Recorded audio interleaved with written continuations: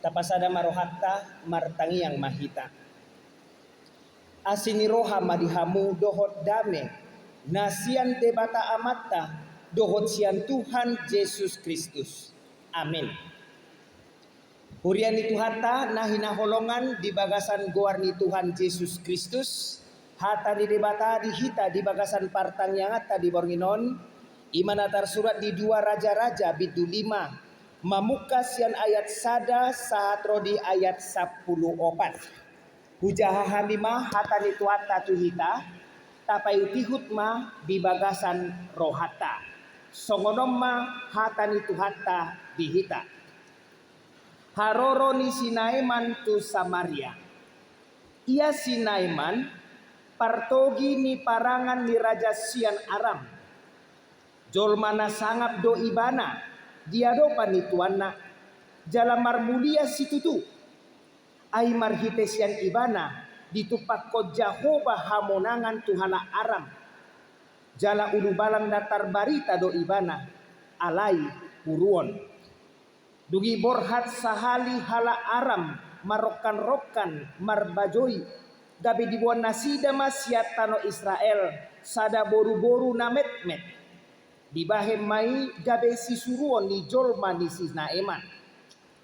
Dugi Roma hatana tu soranganna out ni diadopan ni panurirang na di Samaria tuaki saina paluaon na do ibana sian purunai.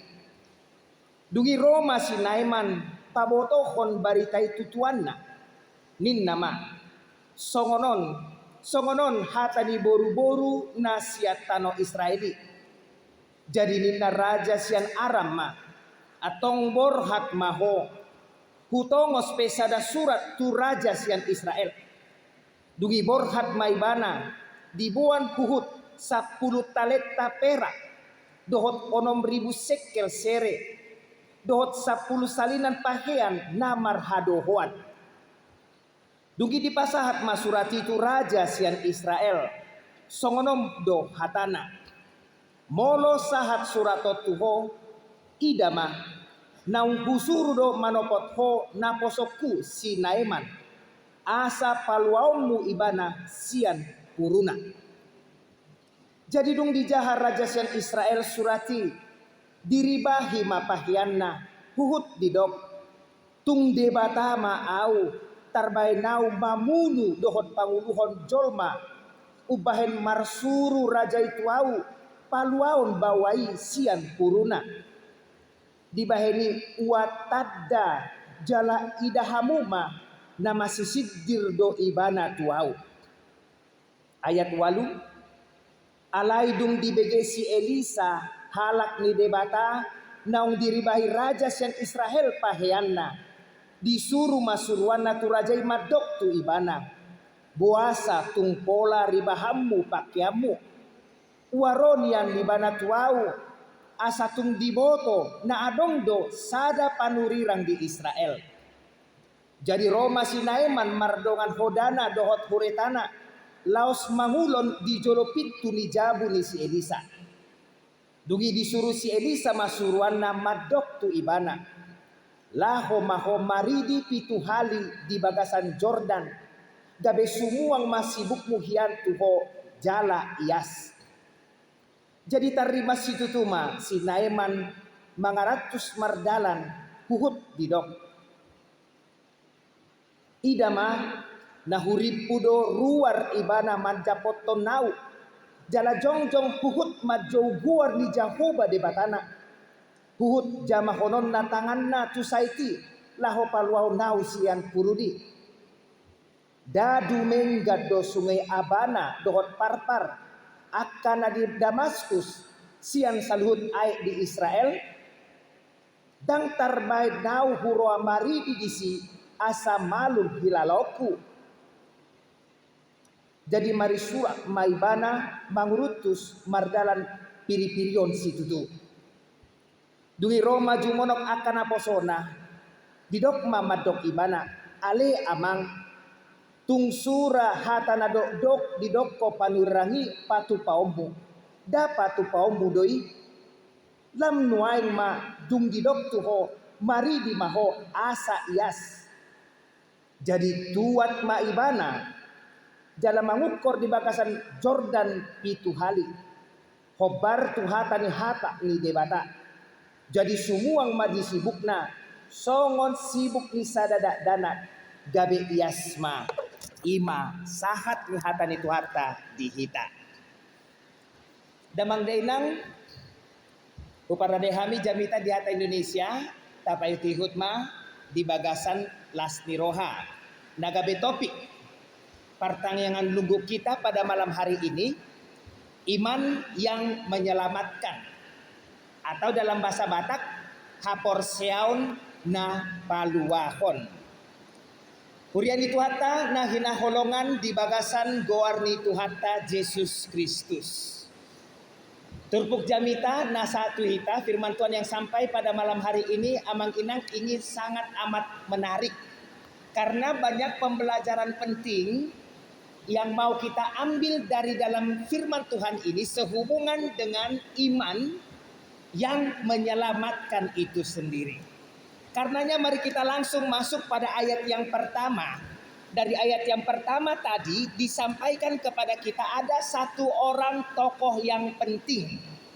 Tokoh penting ini bernama Naaman. Tentang tokoh penting ini ada 6 informasi yang disampaikan hanya dalam ayat yang pertama itu. Apa saja 6 informasi itu? Yang pertama dikatakan Naaman dia adalah seorang panglima Raja Aram. Itu informasi yang pertama. Yang kedua dikatakan dia adalah seorang yang terpandang. Yang ketiga dikatakan dia disayangi oleh Raja Aram. Ini prestasi yang luar biasa amang inang. Gak semua orang bisa punya prestasi yang seperti ini. Disayangi oleh Raja Aram. Lalu informasi yang keempat dikatakan di sana Yahweh Tuhan memberikan kemenangan kepada Aram melalui panglima Naaman ini. Lalu yang kelima informasi dikatakan Naaman ini adalah seorang pahlawan perang. Ini juga butuh prestasi, butuh kelebihan sehingga dia bisa menjadi seorang pahlawan perang. Lalu informasi yang terakhir yang keenam dikatakan orang yang disayangi, yang masyhur, yang berprestasi ini dia adalah seorang panglima yang sedang sakit kusta. Itu 6 informasi penting yang disampaikan kepada kita di awal khotbah ayat yang pertama ini. Damang dainang, orang-orang Israel mereka memandang orang Aram sebagai orang kafir. Disebut sebagai orang kafir karena mereka tidak menyembah Tuhan yang benar. Siapa Tuhan yang benar? Yahweh, itulah Tuhan yang benar. Yang tidak menyembah Yahweh, mereka orang-orang yang kafir. Lalu ayat kedua dikatakan kepada kita, orang Aram pernah keluar bergelomborang dan membawa tertawan seorang anak perempuan dari negeri Israel. Dikatakan anak perempuan dari negeri Israel ini kemudian dijadikan pelayan dari istri panglima Naaman itu sendiri. Jadi amang inang informasi ayat kedua ini sangat penting. Karena inilah awal sehingga cerita kita sampai ke Israel atau Nabi Elisa nantinya. Dikatakan istri Naaman dia memiliki seorang pelayan perempuan. Yang pelayan perempuan ini adalah seseorang yang pernah ditangkap dari negeri Israel. Lalu apa yang terjadi di ayat 3? Dikatakan berkatalah gadis itu kepada tuannya, kepada nyonyanya. Sekiranya tuanku menghadap nabi yang ada di Samaria, maka tentulah nabi itu akan menyembuhkan dia, menyembuhkan tuanku dari penyakitnya. Amang inang, disinilah situasi cerita kita mulai semakin menarik untuk kita. Jadi saya ingin ingatkan kita kembali, hamba perempuan ini adalah satu orang yang ditangkap. Karena dia ditangkap, dia menjadi hamba, dia menjadi budak, ya. Bagi istri Naaman, dia ditangkap dari negeri Israel. Kita tidak tahu apa-apa Amang Inang tentang perempuan ini. Itu yang menariknya. Kita nggak tahu informasi apa-apa tentang perempuan ini. Tetapi perempuan ini berkata, sekiranya tuanku yang sakit kusta itu menghadap nabi yang ada di Samaria, tentu tuanku itu akan sembuh, katanya. Di sini Amang Inang, cerita kita menjadi sangat menarik. Siapa perempuan ini? Dia seorang hamba. Yang pertama, seorang hamba. Dan dia adalah perempuan, dia berani, Amang Inang. Dia memberanikan diri berbicara kepada nyonyanya, kepada tuannya. Butuh keberanian yang besar untuk bisa berbicara kepada tuan atau nyonyanya. Apalagi ketika dia berbicara kepada tuannya di sini, sebenarnya perempuan ini bertindak atau berlaku sebagai seorang penasihat bagi tuannya. Dia beranikan diri untuk berbicara kepada tuannya. Itu poin penting pertama. Ada keberanian. Tetapi yang kedua, perempuan ini katakan, jika tuanku itu pergi, dia akan sembuh. Perempuan ini tidak mengatakan, Amang Inang, jika dia pergi mungkin dia bisa disembuhkan. Dia tidak katakan seperti itu. Tapi dia berani dan tegas katakan, kalau tuanku pergi ke Samaria, ada nabi di sana, tuanku pasti akan sembuh. Butuh iman yang besar Amang Inang. Butuh iman yang kuat untuk bisa berkata seperti itu. Karena ada kepastian. Pergi aja dia pasti sembuh. Ada kepastian. Sekali lagi, butuh iman yang besar untuk bisa berkata-kata. Apalagi siapa dia? Seorang hamba. Perempuan. Di situ letak menariknya firman Tuhan yang sampai kepada kita. Ada seorang hamba perempuan, kita tidak tahu apa-apa informasi tentang dia, tetapi dia bertindak seperti dia sedang membawa kabar baik di dalam perjanjian lama. Seperti dia sedang membawa kabar baik, kabar sukacita dalam perjanjian lama. Jika dia pergi, dia akan sembuh. Jika tuanku pergi, dia akan sembuh. Ayat 4, mari kita saksikan, kita lihat bersama-sama Amang Inang apa yang terjadi. Lalu pergilah Naaman. Itu yang terjadi. Ayat 4. Lalu pergilah Naaman memberitahukan kepada tuannya, katanya, beginilah dikatakan oleh gadis yang dari negeri Israel itu. Sampai di sini dulu Amang Inang. Amang Inang, jemaat yang dikasihi oleh Tuhan kita Yesus Kristus, di ayat 4 ini, kabar baik itu sudah sampai kepada Naaman yang sakit kusta. Kabar baik itu bermula dari mulut seorang perempuan. Dia adalah hamba yang ditangkap. Ya, kabar baik itu keluar dari seorang perempuan yang ditangkap, seorang hamba, sampai kepada tuannya istri Naaman. Dari istri Naaman, kabar baik itu sampai kepada suaminya Naaman yang sakit kusta. Lalu kemudian dari Naaman, kabar baik itu sampai kepada Raja Aram. Apa yang mau kita lihat dari situasi itu Amang Inang? Kabar baik tersebar, itu ya. Kabar baik disebar. Kabar baik itu bermula dari adanya keberanian akan kepastian. Karena ada iman makanya berani. Karena ada iman makanya ada kepastian. Diawali dari adanya keberanian. Sehingga Amang Inang, iman yang kuat itu ditransfer dari satu pribadi hingga kepada pribadi-pribadi yang lainnya. Seandainya Amang Inang, apa yang terjadi seandainya istri Naaman gak percaya? Akankah kabar baik itu disebar? Apa yang terjadi jika istri Naaman berkata, omong kosong ini. Suami saya sudah menyembah Tuhan kok di kuil Rimon. Suami saya setiap hari sudah menyembah Tuhan. Dewa mereka maksudnya, di kuil Rimon. Tabib termahal, ini panglima kesayangan raja. Tabib termahal yang mengobati raja sudah mengobati, nggak sembuh. Pendeta paling viral juga yang bisa menyembuhkan dipanggil, tidak bisa juga sembuh. Ini menurut apa sekarang kalau kita bahasakan dalam zaman kita sekarang. Semua sudah dilakukan, Amang Inang. Semua sudah dilakukan. Apalah yang ditahu hamba pembantu seperti ini, perempuan ini. Itu misalnya Amang Inang, kalau istri Naaman nggak percaya, apalah ditahu perempuan ini. Itu kalau fokus istri Naaman adalah kepada siapa yang menyampaikan berita.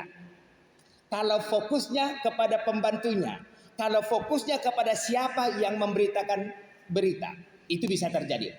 Tapi puji Tuhan, istri Naaman bukan orang yang seperti itu. Istri Naaman dia tidak fokus kepada siapa yang menyampaikan berita, tetapi dia lebih fokus kepada isi beritanya.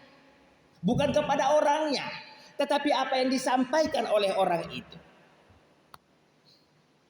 Dari sini Amang Inang kita belajar tentang iman kita. Yang memunculkan iman itu adalah pesannya, ya Amang Inang. Yang memunculkan iman itu adalah firman Tuhan yang diberitakan. Bukan pengkhotbahnya yang memunculkan iman, bukan pendetanya yang memunculkan iman. Sekali lagi, yang memunculkan iman adalah isi pesannya, khotbahnya, beritanya, bukan orangnya yang memberitakan itu. Tetapi sekarang banyak orang yang fokusnya kepada apa yang salah. Semoga kita tidak termasuk kepada orang seperti itu. Banyak orang sekarang fokusnya kepada hal yang salah. Jika kita fokus kepada penyampai pesannya, jika kita fokus kepada pendetanya, mencari-cari pendeta-pendeta yang menari berkhotbah, mencari pendeta yang viral, hati-hati ada bahayanya. Apa bahayanya? Kita akan kehilangan isi pesannya. Itu bahayanya. Bahayanya kita akan kehilangan isi khotbahnya. Memang sepertinya ini termasuk masalah yang kecil dalam firman Tuhan di malam hari ini. Tapi saya mau katakan kepada kita, ini sangat penting dalam cerita ini. Isi pesan itu. Karena dari situ kita akan sampai kepada topik minggu, iman yang menyelamatkan. Ya, ini sangat penting dalam cerita kita. Kita lanjut dalam ayat yang kelima. Dikatakan dalam ayat yang kelima, maka jawab Raja Aram. Karena kabar sukacita itu sudah sampai kepada Raja Aram. Jawab Raja Aram, baik, pergilah dan aku akan mengirim surat kepada Raja Israel. Lalu pergilah Naaman dan membawa sebagai persembahan 10 talenta perak dan 6.000 sikal emas dan 10 potong pakaian. Kita lanjut ayat 6. Dia menyampaikan surat itu kepada Raja Israel yang berbunyi, sesampainya surat ini kepadamu, maklumkanlah kiranya bahwa aku menyuruh kepadamu Naaman pegawaiku, supaya engkau menyembuhkan dia dari penyakit kustanya. Lanjut ayat 7. Segera sesudah Raja Israel membaca surat itu, dikoyakkannyalah pakaiannya serta berkata, Allahkah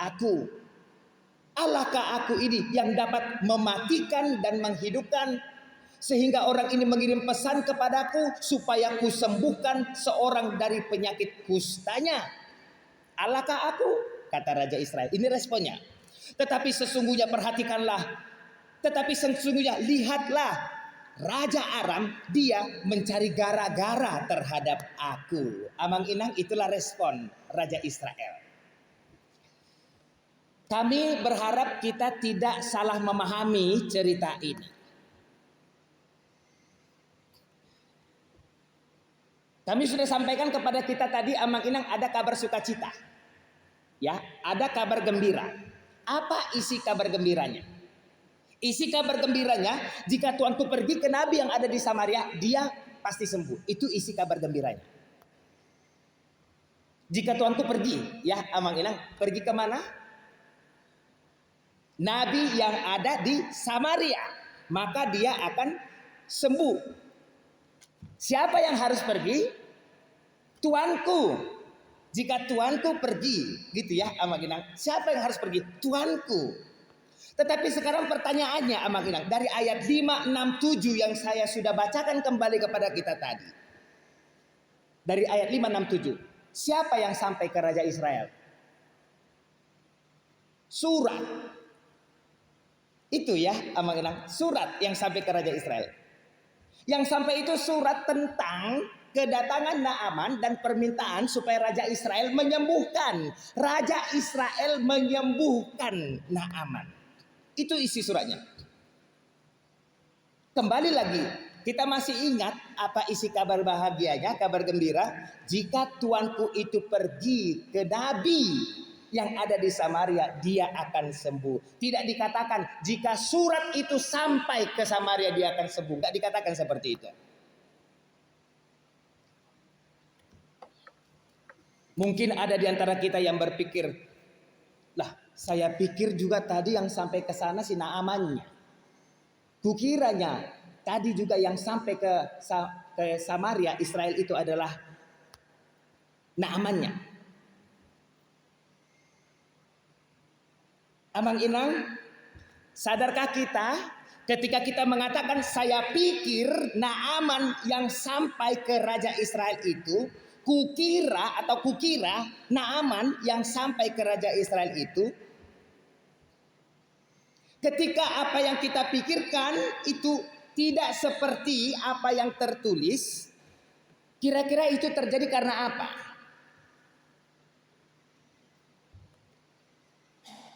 Itu bisa terjadi mungkin karena kita kurang serius mendengar.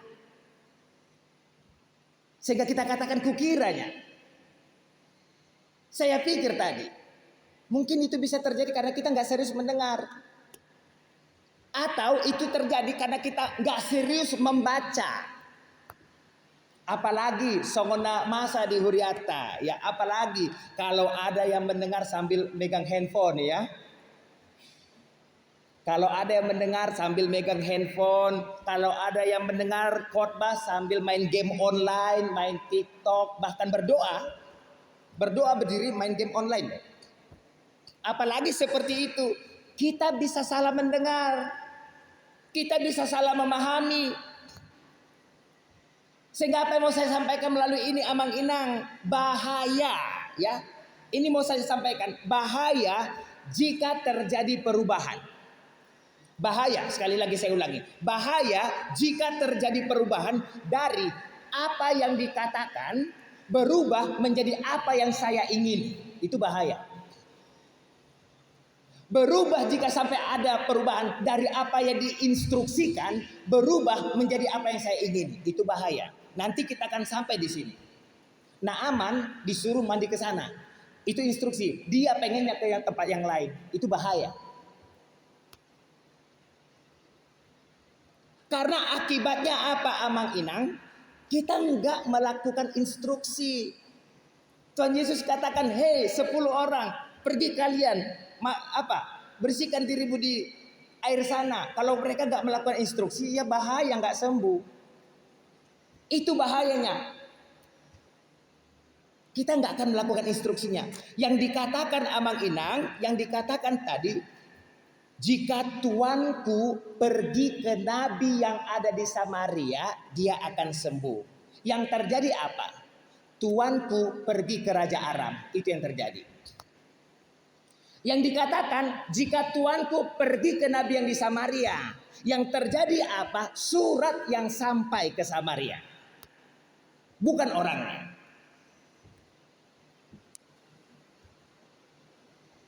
Sehingga Amang Inang apa yang mau saya tunjukkan melalui kebenaran ini kepada kita. Perempuan yang beriman itu katakan jika tuanku pergi dia akan sembuh. Tetapi Naaman tidak mendengarkan apa yang perempuan itu katakan. Sehingga Naaman tidak mengikuti instruksinya. Ini poin penting yang kita lihat dari firman Tuhan ini. Dia tidak mendengarkan sehingga dia tidak ikuti instruksinya. Dia pakai jalan yang lain seperti apa yang dia mau.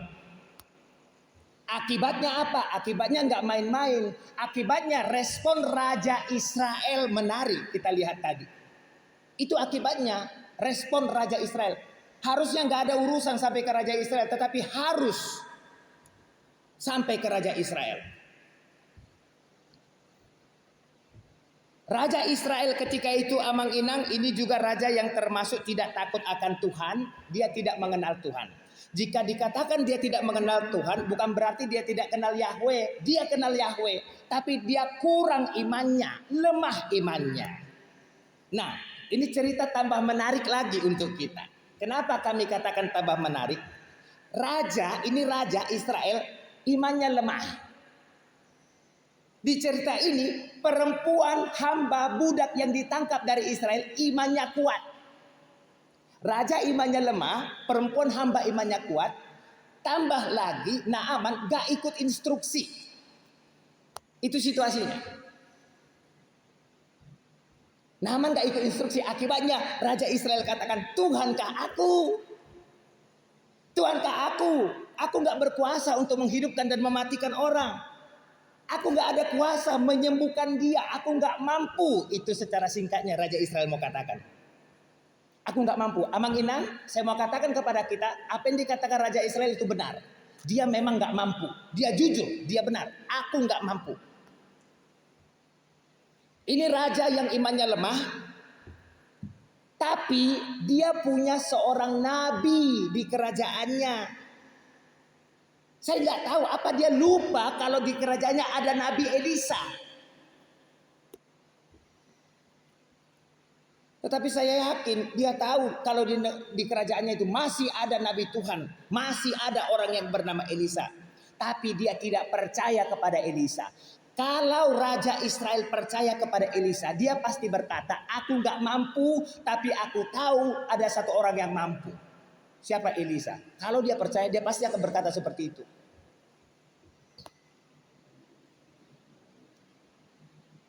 Sehingga amang-inang, saudara-saudara yang terkasih dalam nama Tuhan kita Yesus Kristus, orang seperti Raja Israel yang lemah imannya, ya, orang seperti Raja Israel yang lemah imannya, orang seperti Naaman yang tidak ikut instruksi, tidak patuh aturan, ya, orang seperti istri Naaman yang punya harapan. Punya harapan. Saya mau katakan orang-orang seperti ini banyak di dalam gereja. Banyak orang-orang seperti ini di dalam gereja. Tetapi kita kesulitan untuk mencari orang seperti hamba perempuan yang beriman itu di gereja. Sepertinya kita kesulitan mencarinya.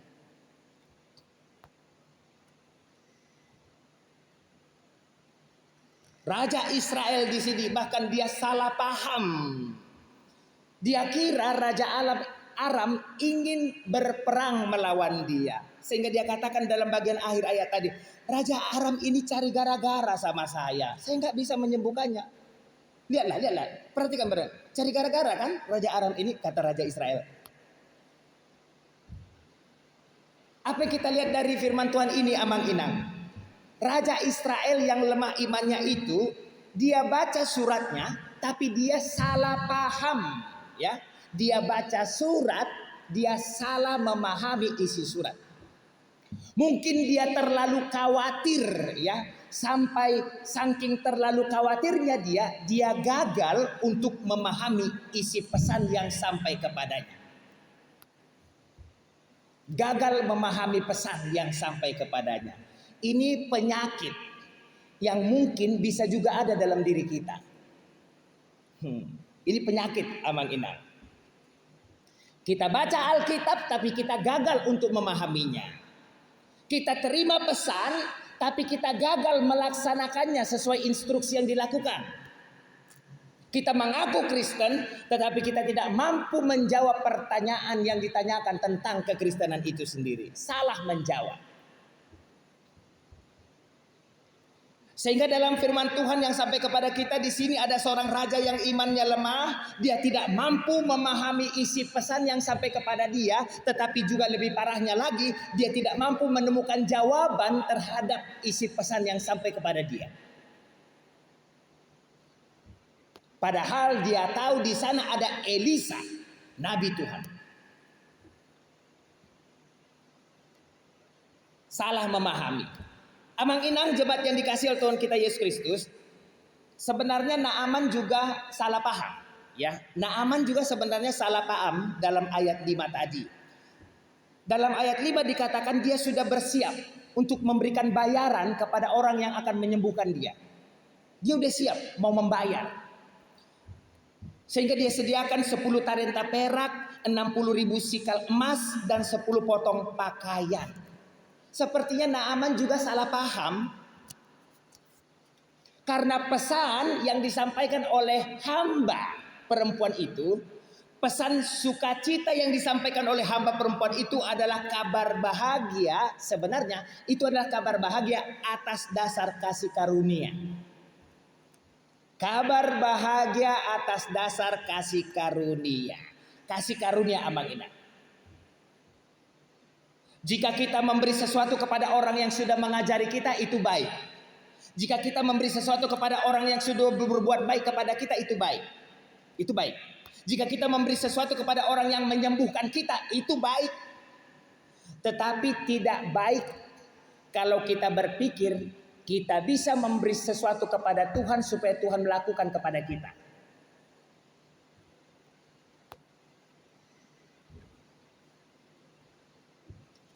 Sepertinya Naaman di sini dia membawa hadiah sebagai cara dia untuk mendekati siapapun orang yang akan menyembuhkan dia, seperti itu.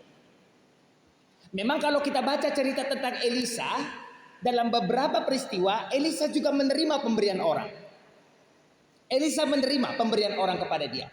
Tetapi dalam cerita ini, dalam alasan tertentu Elisa menolak semua pemberian dari Naaman itu. Kita lanjut ke dalam ayat yang ke-8. Ayat 8 katakan kepada kita, segera sesudah didengar Elisa abdi Allah itu bahwa Raja Israel mengoyakkan pakaiannya, dikirimnyalah pesan kepada Raja. Bunyinya, mengapa engkau mengoyakkan pakaianmu? Biarlah dia datang kepadaku, supaya dia tahu bahwa ada seorang nabi di Israel. Amang inang, ayat 8 ini tragis. Ya, kenapa kami katakan tragis? Melalui ayat 8 ini Nabi Elisa harus mengingatkan rajanya sendiri bahwa di kerajaannya ada seorang nabi di Israel Selatan. Israel Utara ya, Samaria. Ini tragisnya. Elisa harus ingatkan raja. Raja punya seorang nabi di kerajaannya. Mengapa kau koyakkan pakaianmu? Ada aku di sini, seperti itu. Elisa mau katakan kepada kita. Nah lupa doa aku ada di sini. Ayat 9 katakan kemudian datanglah Naaman dengan kudanya dan keretanya lalu berhenti di depan pintu rumah Elisa. Ayat 10. Elisa menyuruh seorang suruhan kepadanya mengatakan, pergilah mandi 7 kali dalam sungai Jordan, maka tubuhmu akan pulih kembali sehingga engkau menjadi tahir. Damang dainang jemaat yang dikasihi oleh Tuhan kita Yesus Kristus, seorang yang hebat, dia adalah seorang panglima Raja Aram, tetapi dia disambut oleh Elisa melalui seorang utusan. Gak ada barisan prosesi yang sengaja disiapkan oleh Elisa untuk menyambut orang penting ini. Tetapi yang penting bagi kita instruksinya. Mari kita fokus kepada instruksi yang disampaikan oleh utusan Elisa itu. Instruksinya isinya pergi ke sungai Jordan. Lalu mandi 7 kali di sana. Itu instruksi yang diberikan kepada Raja Naaman. Pertanyaannya, apakah Naaman paham instruksi itu? Ayat 11 menjawab, tetapi pergilah Naaman dengan gusar. Dia pergi dengan gusar sambil berkata, aku sangka, kukiranya. Ini perkataan Naaman, seperti penjelasan saya tadi. Aku sangka, kukiranya bahwa setidak-tidaknya dia datang keluar, lalu dia memanggil nama Yahweh Tuhannya, lalu dia menggerak-gerakkan tangannya di atas tempat yang sakit, lalu dengan demikian mukjizat terjadi, aku disembuhkan. Kukiranya seperti itu, kata Naaman. Aku sangka seperti itu. Artinya apa, Amang Inang? Bahkan dalam ayat ini juga Naaman mengharapkan sesuatu seperti apa yang dia pikirkan.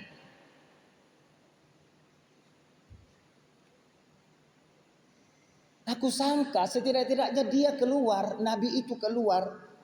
Aku kan orang penting, aku sudah bawa banyak harta di sini. Aku sangka dia sendiri yang keluar menyambut aku. Aku sangka dia akan melakukan sesuatu kepada tubuhku, sehingga aku disembuhkan di tempat ini dengan mukjizat. Aku sangka seperti itu. Amang Inang, tentu banyak dari kita yang mengharapkan sesuatu seperti apa yang kita pikirkan. Persis sama seperti Naaman. Aku sangka, aku pikir. Tentu kita semua banyak yang mengharapkan sesuatu seperti apa yang kita pikirkan. Bukankah kebanyakan orang-orang datang ke gereja dalam pikiran yang seperti itu? Mengharapkan sesuatu seperti apa yang kita pikirkan?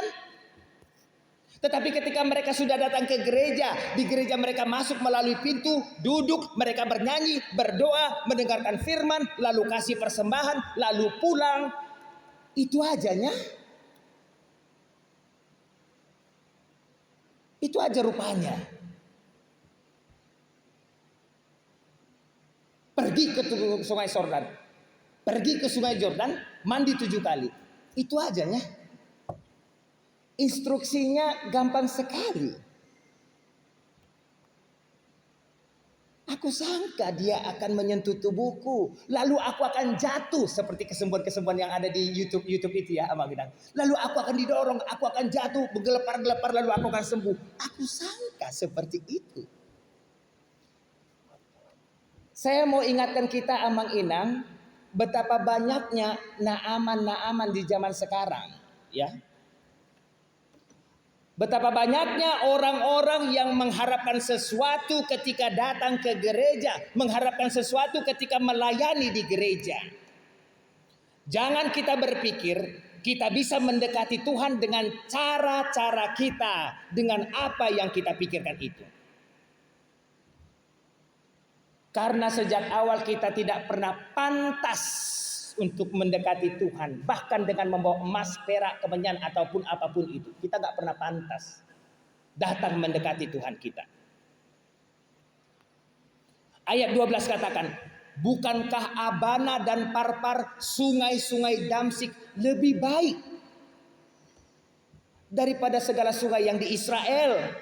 Bukankah aku dapat mandi di sana dan lalu menjadi sembuh atau menjadi tahir? Kemudian berpalinglah dia, maksudnya Naaman, dan pergi dengan panas hati. Ini dia, Amang Inang. Pertanyaan saya tadi, apa dia mengerti instruksinya?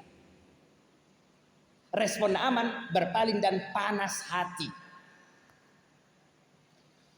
Damang Dainang, banyak penafsir yang mengatakan dulu ketika zaman itu sungai Jordan, ya, yang disuruh dia mandi ke situ, sungai Jordan ini kotor sekali. Banyak penafsir yang mengatakan seperti itu, kotor sekali.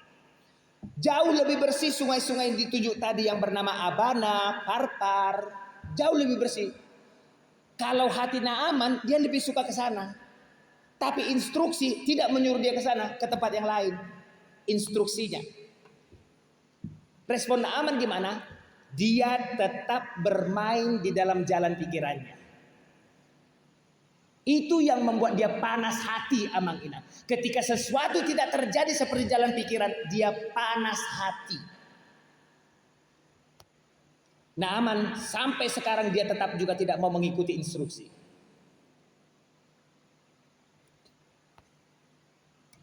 Di sini Amang Inang instruksinya tampak mudah. Tapi meski tampak mudah, Naaman tidak mau mengikutinya. Naaman punya harapan, Naaman punya keinginan, dan dia ingin solusinya sesuai dengan harapannya. Ayat 13. Tetapi pegawai-pegawainya datang mendekat serta berkata kepadanya, "Bapak, seandainya nabi itu menyuruh perkara yang sukar kepadamu, bukankah Bapak akan melakukannya? Apalagi sekarang dia hanya berkata kepadamu, mandilah dan engkau akan menjadi tahir." Amang inang, ada pegawai yang bijaksana di sampingnya. Ya. Ada pegawai yang bijaksana di samping panglima, ada hamba yang beriman di samping istri panglima. Kita butuh situasi yang seperti ini. Kita ingin sekali situasi yang seperti ini. Ada pegawai yang bijaksana di samping tuannya. Tuan, jika engkau disuruh, jadi ibaratnya amang inang seperti ini. Tuan, jika engkau disuruh untuk meminum susu beruang, susu beruang yang baru melahirkan anaknya supaya sembuh, pasti kau akan cari beruang. Itu ngeri ya amang. Yang sulit aja pasti dia akan lakukan. Apalagi yang gampang, itu hikmat yang bekerja di pegawainya. Ayat 14. Ini penutup firman Tuhan. Maka turunlah dia membenamkan dirinya 7 kali dalam sungai Yordan sesuai dengan perkataan abdi Allah itu. Lalu pulihlah tubuhnya kembali seperti tubuh seorang anak dan ia menjadi tahir. Amang inang, mukjizat terjadi. Mukjizat terjadi. Seorang tokoh penting di kerajaan Aram, dia sangat terhormat, dia disayangi oleh rajanya, tetapi dia kena sakit kusta. Orang yang terhormat ini untuk bisa disembuhkan, dia harus masuk ke sungai yang kotor, membenamkan dirinya berulang kali sebanyak 7 kali. Untuk bisa disembuhkan, dia harus menyangkal dirinya. Dia harus membuang keinginannya, harapannya yang membuat panas hatinya. Untuk bisa disembuhkan, dia harus melepas kehormatannya untuk masuk ikut instruksi hamba suruhan dari Elisa.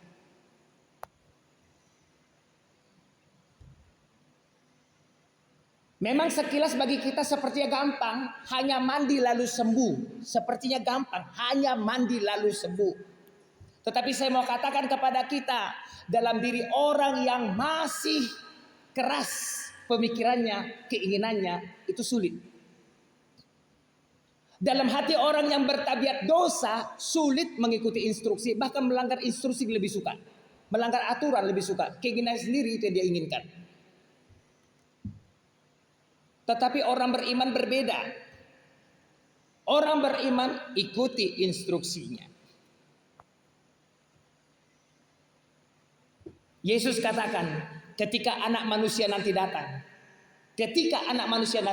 akankah dia menemukan buah di bumi? Akankah dia menemukan iman ada di bumi ketika anak manusia itu datang? Adakah iman amang inang? Firman Tuhan malam ini ajarkan kepada kita bagaimana iman itu muncul. Iman itu muncul dengan adanya firman yang diberitakan.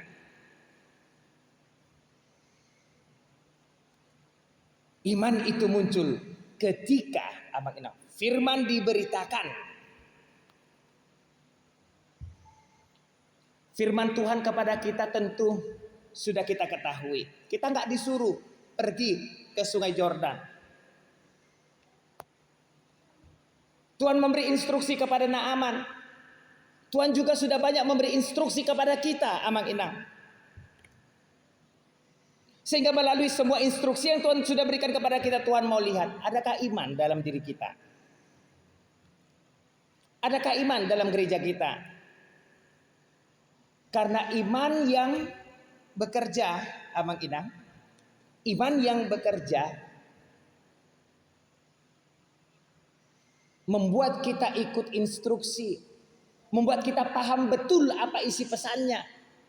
Kita bisa sampai kepada kesembuhan, meski bukan seperti apa yang kita pikirkan, meski bukan seperti apa yang kita harapkan. Goalnya amak iman itu menghantarkan kita kepada keselamatan. Karenanya Tuhan menguatkan kita, amak iman. Tuhan menguatkan kita melakukan segala hal yang baik sebagai wujud dari iman kita. Ketika kita melakukan segala yang baik, percayalah kita sedang mengikuti instruksi yang benar dari Tuhan. Tuhanlah yang menguatkan kita. Amin.